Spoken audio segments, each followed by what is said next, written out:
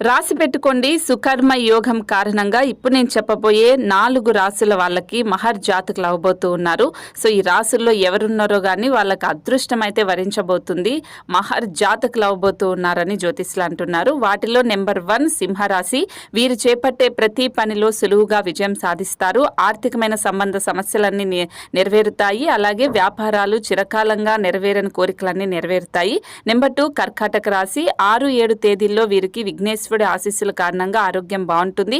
ఏ పని చేసినా అది బాగుంటుంది. సో అలాగే మకర రాశి వాళ్ళకు కూడా ఈ సమయంలో శుభవార్తలు వింటారు. ప్రభుత్వానికి సంబంధించిన విషయాలకు సంబంధించినవన్నీ దక్కించుకుంటారు. విద్యార్థులకు కలిసి వస్తుంది. కుటుంబ సభ్యుల సఖ్యత బాగుంటుంది. మిథున రాశి వాళ్ళకు కూడా ఈ రోజు నుంచే అంతా కలిసి వస్తుంది.